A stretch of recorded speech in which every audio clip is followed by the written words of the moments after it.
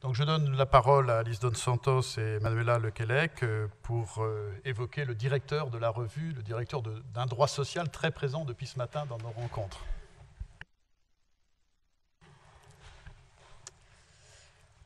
Bonjour à tous et tout d'abord, nous tenons à vous dire que c'est un immense honneur d'avoir été convié à ce colloque en hommage à Jean-Jacques Dupeyroux et une grande fierté aussi pour nous d'avoir collaboré avec lui sur la revue Droit Social.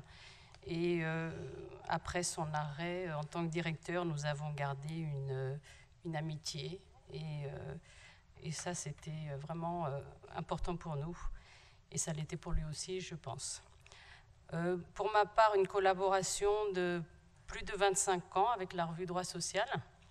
Manuela, peut-être 20 ans.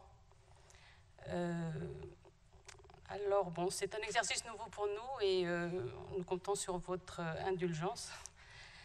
On rappelle que Jean-Jacques Dupeyroux donc, a pris la direction de Droit Social en 1974. Ça a été dit ce matin aussi.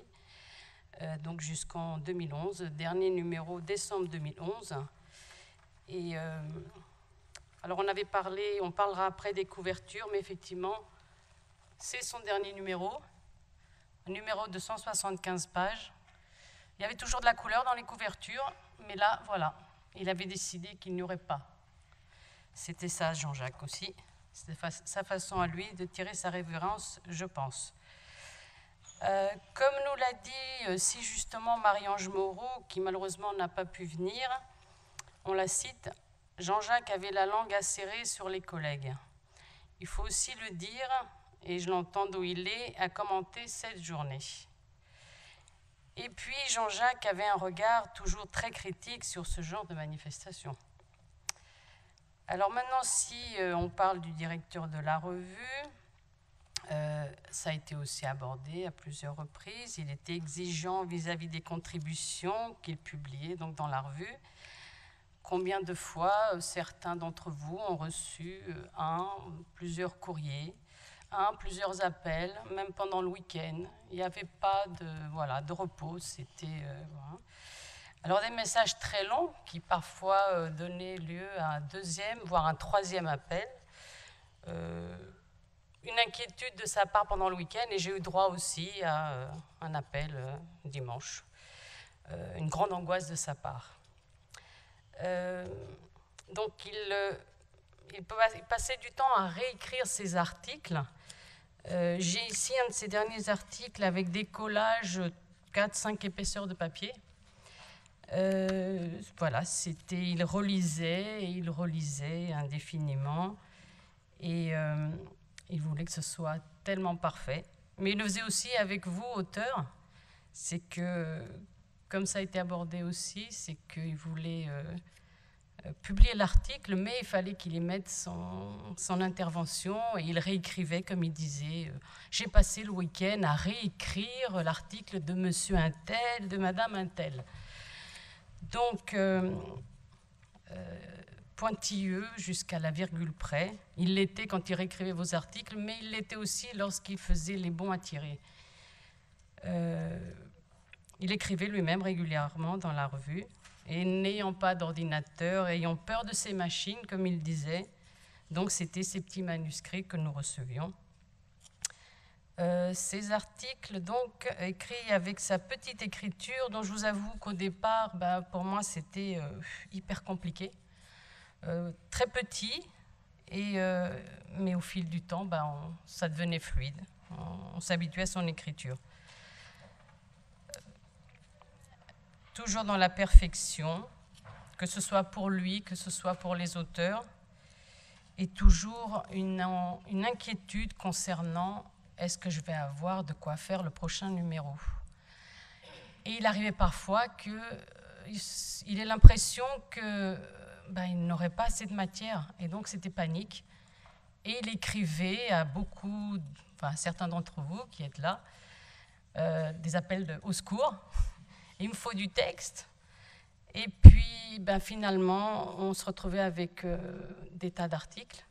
Et donc, il se tournait vers notre directeur, Charles Epstein, en disant je ne peux pas leur dire non. Donc, on va être obligé de dépasser le nombre de pages. c'est pas possible de faire autrement. Et donc ça aussi, c'était quelque chose qui revenait régulièrement.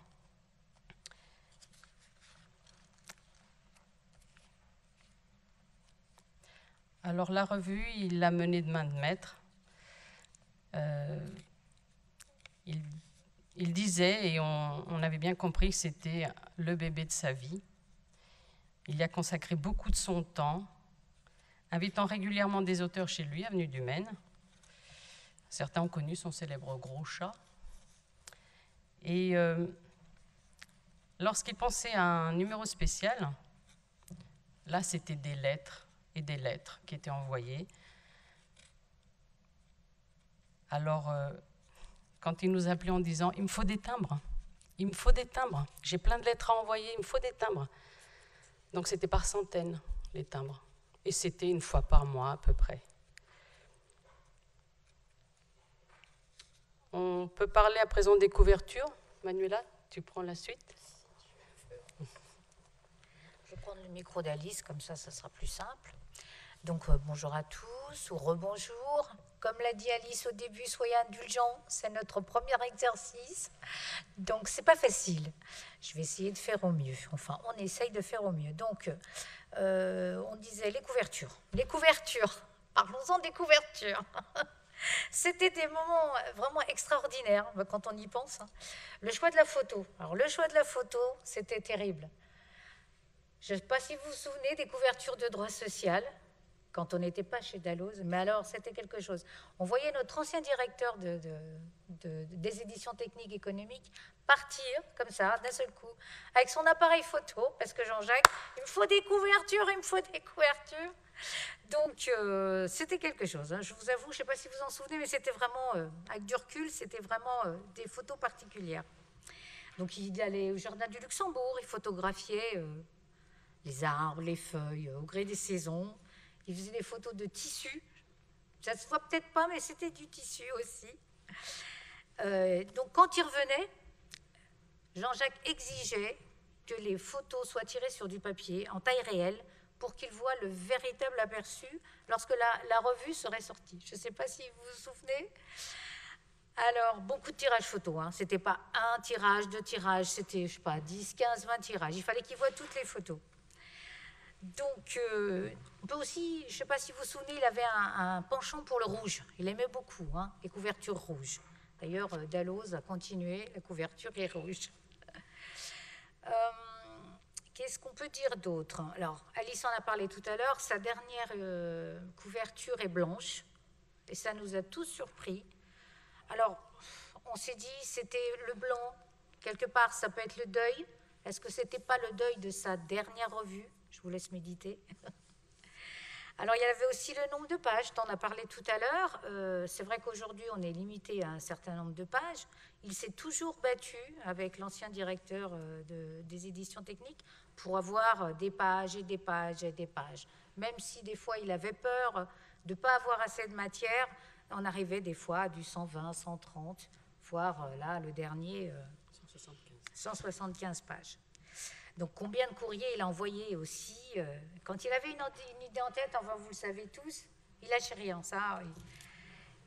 Des courriers, des appels téléphoniques.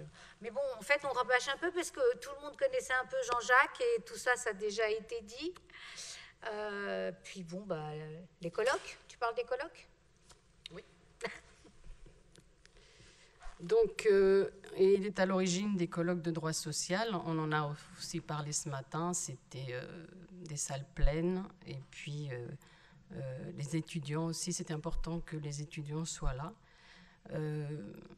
Il y a un colloque, a priori, dont il parlait. C'était quand M. Raymond Barre, ancien Premier ministre, avait tenu une allocution en octobre 82. C'était le 8e colloque de droit social. Et il était très fier de nous raconter ça. Alors là, j'ai pris l'exemple de Raymond Barre, mais il y avait d'autres personnalités. Et quand il nous racontait ça, il le revivait. Il y avait une grande fierté pour lui. Alors après, venait, pour nous, donc si on revient à la revue, le moment du bouclage. Donc tous les mois, effectivement, comme disait Manuela, il revenait négocier avec le directeur des éditions techniques et économiques concernant le nombre de pages.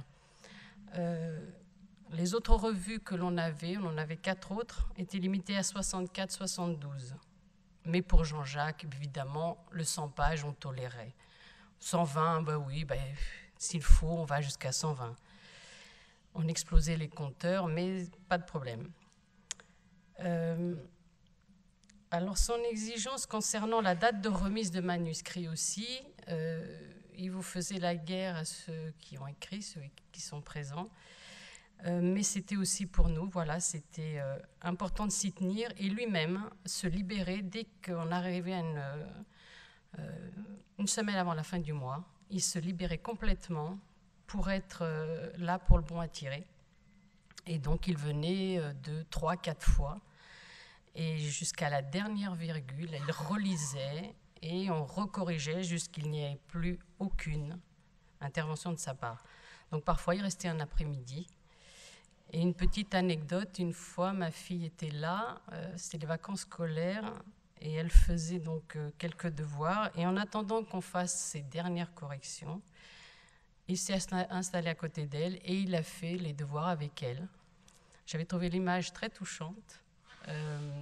Il lui a fait réciter la scène. Et en voyant donc ce grand-père qui aurait pu être pour ma fille, j'avais été touchée. Et voilà, c'était ça, Jean-Jacques. En attendant, il s'occupait et c'était une belle image, ça m'est vraiment resté. Donc il venait le nombre de fois qu'il fallait et une fois que la revue donc était partie,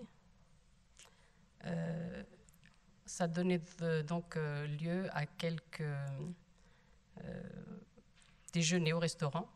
Donc, et là, on ne parlait plus de la revue, mais voilà, c'était devenu une petite habitude. On boucle le numéro, on déjeune, et il nous racontait ses voyages, beaucoup de voyages. Il nous racontait des connaissances, il nous racontait... enfin, c'était des récits, et c'était aussi un échange personnel, puisqu'il écoutait, il entendait ce qu'on avait à dire, il écoutait... voilà, c'était l'homme, et à l'écoute de chacune de nous, et on passait vraiment un agréable moment.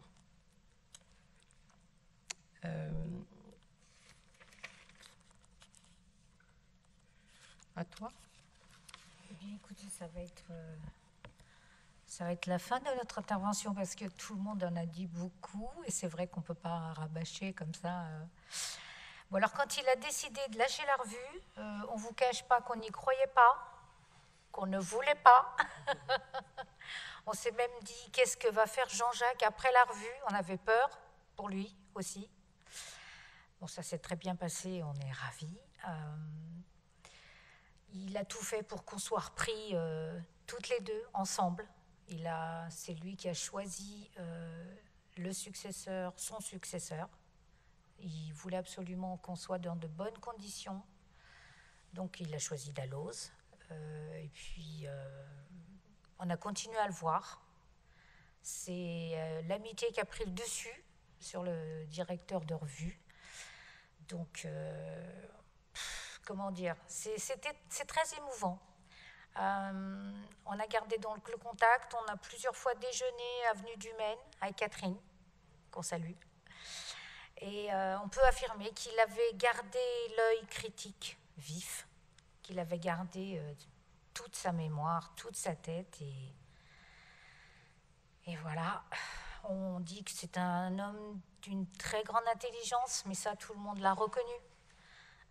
C'est un homme engagé, passionné, tout le monde l'a su, tout le monde le sait. On va pas, voilà, j'avais noté plein de choses, mais c'est vrai que tout le monde l'a déjà dit. J'ai juste à dire, pour finir, Jean-Jacques, si par miracle que ce soit, tu nous entends, on sait que cette journée, vous l'auriez trouvée ridicule, mais au fond, je pense qu'il aurait été fier. Tu aurais été fier, Jean-Jacques, de nous, de toi, de nous tous ici. Et il savait qu'on l'aimait, on le lui a dit souvent, on sait qu'il nous aimait aussi. Donc merci pour tout Jean-Jacques.